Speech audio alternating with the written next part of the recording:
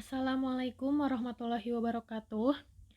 Saya Santi Sulistiawati dari kelas 2D Farmasi. Di sini saya akan menjelaskan tentang interaksi obat dengan uji laboratorium. Sebelumnya, saya akan menjelaskan apa itu interaksi obat. Interaksi obat dapat didefinisikan sebagai penggunaan dua obat atau lebih pada waktu yang sama yang dapat memberikan efek masing-masing atau saling berinteraksi. Interaksi yang terjadi dapat bersifat potensial atau antagonis satu obat oleh obat lainnya atau dapat menimbulkan efek yang lainnya. Interaksi obat dengan uji laboratorium dapat mengubah akurasi diagnostik tes sehingga dapat terjadi positif palsu atau negatif palsu.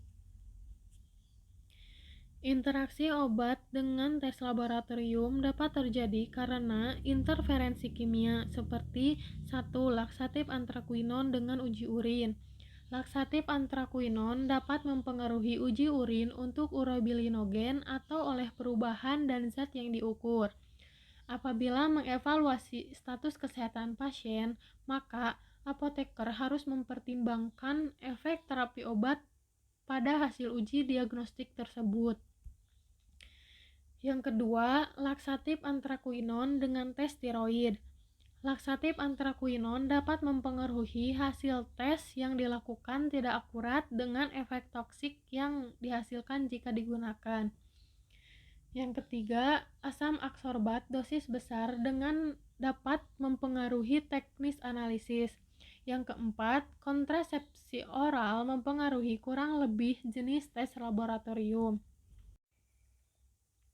Di sini ada beberapa interaksi obat dengan uji laboratorium. Yang pertama, alkalin fosfatase merupakan senyawa enzim yang dibuat di liver, tulang, dan plasenta, dan biasanya ada dalam konsentrasi tinggi pada saat pertumbuhan tulang dan di dalam empedu. Enzim ini menghidrolisis ester fosfat dalam medium alkali. Contoh obat yang dapat mempengaruhi alkalin fosfat yaitu 1. Parasetamol. Parasetamol dapat meningkatkan angka alkalin fosfat. Dengan mekanisme kerjanya yaitu parasetamol dapat mengganggu metabolisme sel hati yang dapat menyebabkan nekrosis. Terjadinya nekrosis ini akan meningkatkan angka alkalin fosfatase. Yang kedua, bilirubin. Bilirubin atau pigmen empedu merupakan hasil akhir metabolisme dan secara fisiologis tidak penting, namun merupakan petunjuk adanya penyakit hati dan saluran empedu. Contoh obat yang mempengaruhi bilirubin yaitu fenobarbital. Fenobarbital dapat menurunkan kadar bilirubin. Dengan mekanisme kerjanya yaitu meningkatkan aktivitas glukoronil transferase atau enzim yang digunakan pada konjugasi dengan asam glukoronat sehingga dengan cepat diekskresi melalui empedu dan urin. Akibatnya, kadar bilirubin menurun.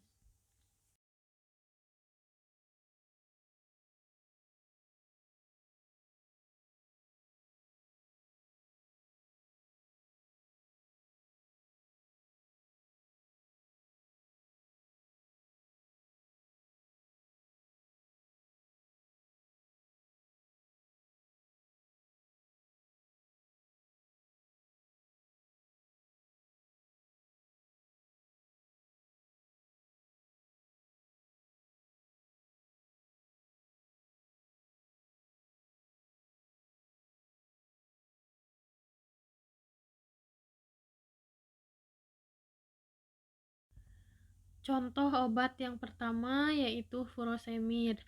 Dapat meningkatkan BUN. Mekanisme kerjanya yaitu furosemid atau golongan diuretik kuat dapat menyebabkan ekskresi glomerular sodium dan air yang tinggi sekitar 20-30% sehingga menyebabkan dehidrasi. Jika terjadi dehidrasi, maka aliran darah ke ginjal berkurang. Yang kedua, vancomycin dapat meningkatkan BUN.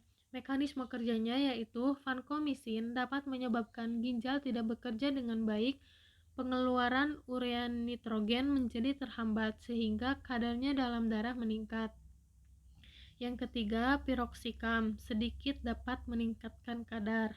dengan mekanisme kerjanya penghambatan sintesis prostaglandin oleh obat AINS. Yang ketiga, transaminase. Untuk mendeteksi adanya kerusakan hati, pemeriksaannya dengan pengukuran SGOT atau serum glutamat oksaloasetat trans dan SPGT atau serum glutamat virufat transaminase. Keduanya terdapat dalam sel hati dalam jumlah yang besar dan ditemukan dalam serum dalam jumlah yang kecil. Kadarnya dalam serum akan meningkat ketika sel rusak atau membran sel terganggu. Obat yang dapat meningkatkan nilai SGOT yaitu isoniazid, flurazepam, indomethacin, rifampicin, dan lain-lain.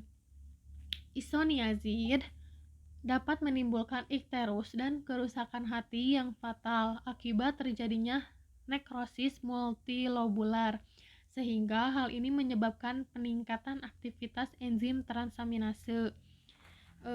Berikutnya obat yang dapat meningkatkan SGPT yaitu rifampicin, salisilat, flurazepam, propranolol, kontrasepsi oral, timaheparin.